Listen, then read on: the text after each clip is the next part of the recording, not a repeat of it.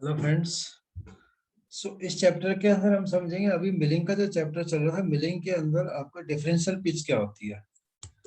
Differential pitch जैसे आपका milling cutter होता है, उसके अंदर एक इंसर्ट से दूसरे इंसर्ट के बीच के अंदर जो गैप होता है, उस गैप का जो एंगल है वो एंगल कितना अलग अलग होता है, उस एंगल का क्या मतलब होता है, उसको बोलते हैं true differential pitch. True differential pitch में हम समझ पा रहे हैं कि जैसे अभी पिक्चर दिख रही है आपको, एक एंगल 73 डिग्री है, 74, 70, 68 और 75। इसमें एक से दूसरे के अंदर आपको पिच पिच मैच नहीं कर रही है। एक दो तीन चार पांच पांच इंसर्ट लगी हुई है, पांचों इंसर्ट का एंगल डिफरेंट डिफरेंट है।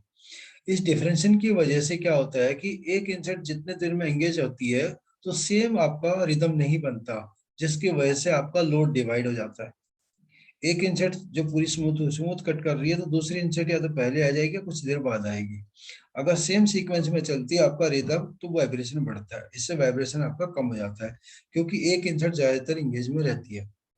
सामान्य तौर पर कटर पिच जितना मोटा होगा, मतलब जितनी दूरी ज्यादा होगी, हार्मोनिक कंपन की कम से कम संभावना होती है, जिसको हम वाइब्रेशन बोलते हैं। कभी कभी 16 कटिंग का जो कटर होता है, उसकी जगह 12 वाला अच्छी तरह काम करता है, चैटरिंग खत्म हो जाती है उससे। उसका कारण ये है कि आपकी इंगेजमेंट जो है इंसर्ट की कम होती है।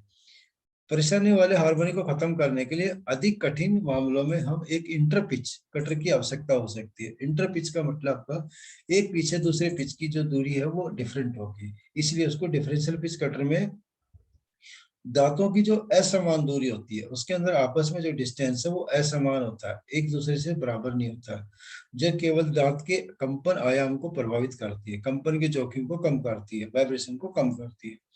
अभी हम ग्राफ देख रहे हैं कि नॉर्मल पिच जिसकी होगी उसकी आप देखोगे रिदम बिल्कुल इक्वल दिखेगी, जिसकी वजह से आपकी वाइब्रेशन बढ़ेगी घटेगी नहीं।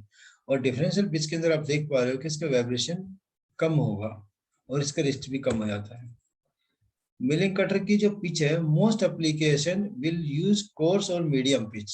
फाइन पिच का बहुत कम यूज किया जाता है, या तो आपका कोर्स होगा या फिर आपका मीडियम होगा।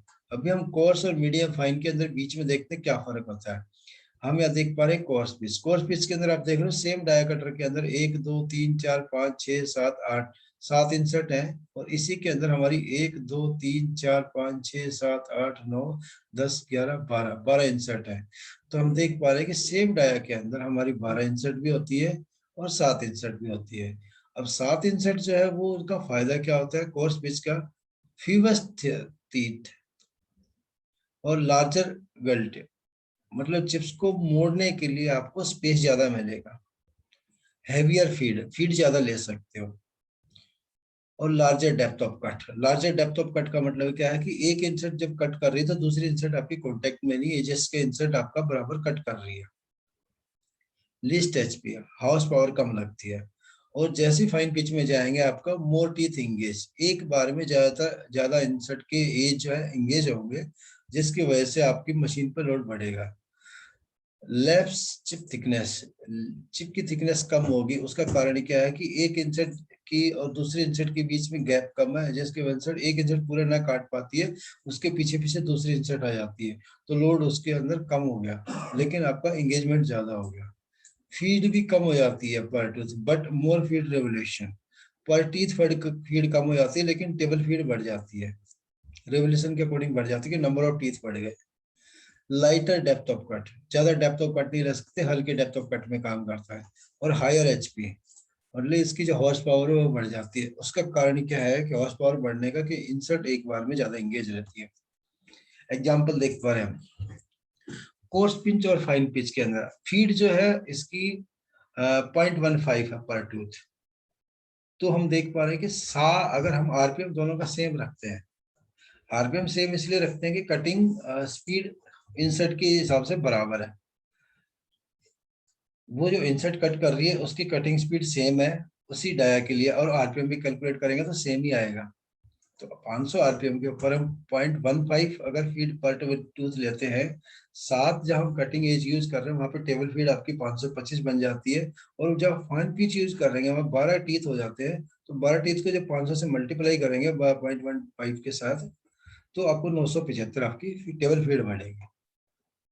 कटर के रोटेशनल, रोटेशनल दोनों तरफ से आते हैं, लेफ्ट हैंड और राइट हैंड, तो दोनों ही यूज होते हैं, लेकिन मोस्टली ज्यादातर यूज में उपयोग में लाए जाते हैं वो आपका राइट हैंड का टूल यूज में लाया जाता है, लेफ्ट हैंड का ओनली यूजिंग अगर आपकी कटर की कुछ रिक्वायरमेंट ऐसी है कि अगर डुप्लेक्स के अंदर काम कर रही है जिसके अंदर फीड आपकी सेम डायरेक्शन में चल रही है बट कटर का मूवमेंट अलग अलग है, उस दौरान आप लेफ्ट का लगा सकते हैं।